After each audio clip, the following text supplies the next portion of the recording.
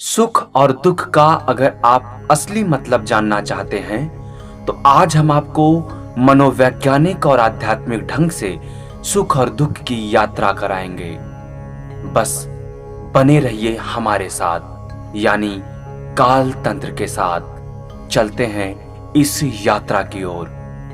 सुदूर हिमालय की घाटियों में एक प्राचीन आश्रम स्थित था, जहां वर्षों से साधु संत अपनी आध्यात्मिक साधनाएं करते आए थे।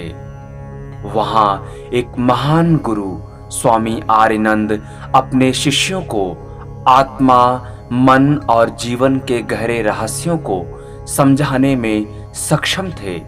उनके पास हमेशा शांति और धैर्य का आभास होता और उनके शब्दों में जीवन की जटिलताओं का समाधान छिपे होते थे। एक दिन उनके पास दो युवा शिष्य आए, देव और शकुल, और उन्होंने गुरुदेव से पूछा, गुरुजी, सुख और दुख क्या है? आखिर क्यों हम कभी अत्यधिक सुख का अनुभव करते हैं और कभी जीवन में दुखों से घिर जाते हैं? क्या ये सब भाग्य का खेल है या हमारे कर्मों का परिणाम है? स्वामी आर्यनंद ने कुछ क्षण मौन साधा और जैसे शिष्यों के प्रश्नों का भार समझ रहे हों, फिर स्वामी आर्यनंद बोले, सुख और दुख जीवन के दो पहलू हैं जो हर व्यक्ति के जीवन के अनुभव में आते हैं, लेकिन इनका वास्तविक स्रोत और स्वरूप क्या है, इसे समझने के लिए आत्मा, मन और चेतना की गहरी यात्रा करनी पड़ती है। चलो आज हम इस यात्रा पर निकलते हैं। स्वामी ने अपनी बात शुरू की और कहा, मन का खेल क्या है? सुख और दुख के पहले सूत्र को समझने के लिए हमें यह देखना होगा कि हमारा मन किस प्रकार से काम करता है। मन एक जटिल यंत्र है जो विचारों, इच्छाओं और भावनाओं से बना है। जब हमारी कोई इच्छा पूरी होती है तो हम सुख का अनुभव करते हैं। जब वो इच्छा पूरी नहीं होती तो हम दुख का अनुभव करते हैं। उन्होंने उदाहरण दिया, मान लो तुम्हें किसी वस्तु की बहुत इच्छा है। जब वो तुम्हारे पास आती है तो तुम्हारा मन सुखी हो जाता है, लेकिन ध्यान दो, ये सुख तब तक रहेगा जब तक तुम्हारी उस वस्तु से संतुष्टि बनी रहेगी। जैसे ही तुम्हारी संतुष्टि समाप्त होती है या वो वस्तु तुम्हारे पास से चली जाती है, तुम दुख का अनुभव करने लगते हो। यहां तुम देख सकते हो, सुख और दुख दोनों ही मन की उपज हैं। अंशुल ने चिंतित होकर पूछा, तो क्या इसका मतलब यह है कि हमें कभी अस्थाई सुख नहीं मिल सकता? स्वामी मुस्कुराए और बोले, नहीं, स्थायी सुख मिल सकता है, लेकिन वो मन की इच्छाओं से परे है। मन हमेशा स्थायी सुख की खोज में लगा रहता है, जबकि आत्मा में जो स्थायी शांति और आनंद है वो मन से परे है। इसलिए हमें मन से आत्मा की ओर यात्रा करनी होती है। स्वामी ने अपनी बात को आगे बढ़ाते हुए कहा, सच्चा सुख वो है जो आत्मा की गहराई में पाया जाता है। आत्मा असीमित है, वो किसी इच्छा या परिस्थिति से प्रभावित नहीं होती।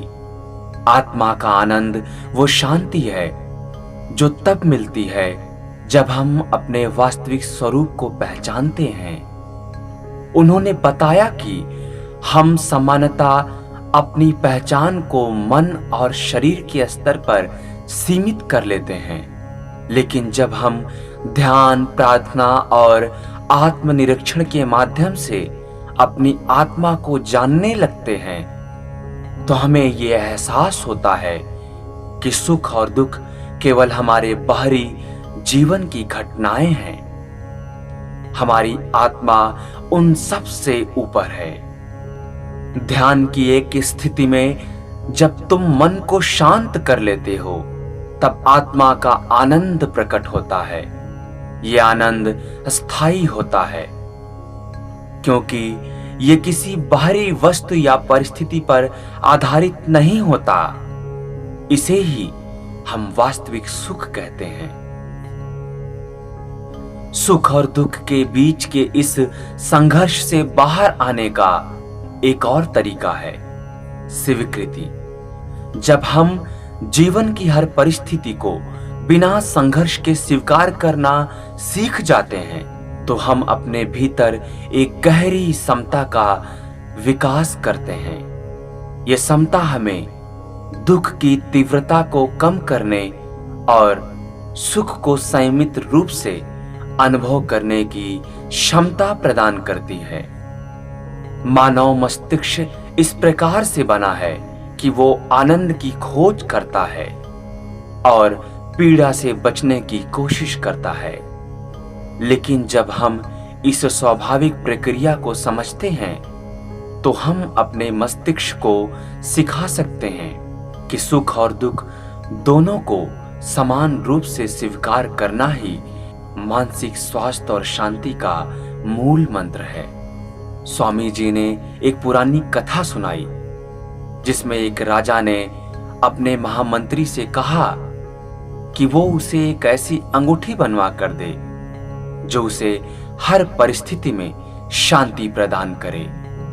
महामंत्री ने एक अंगूठी बनवाई जिस पर लिखा था, ये भी बीत जाएगा। राजा को जब कोई बहुत बड़ा दुख या अत्यधिक सुख होता, तो राजा अंगूठी को देखता और शांत हो जाता।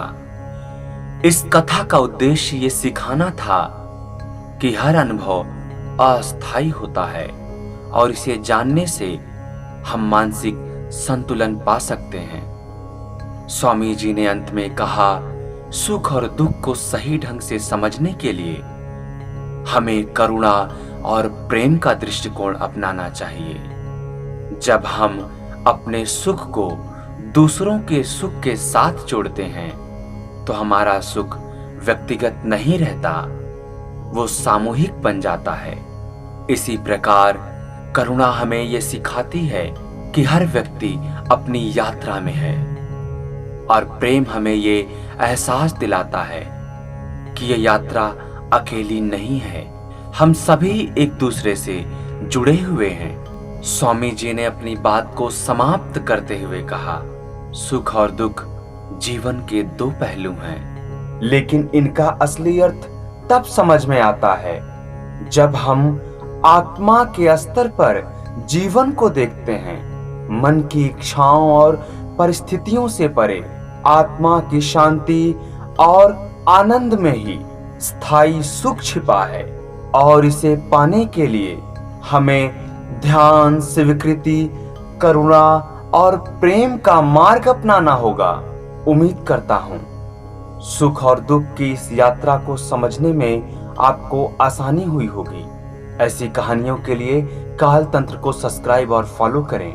कहानी कैसी लगी कमेंट बॉक्स में जरूर बताएं।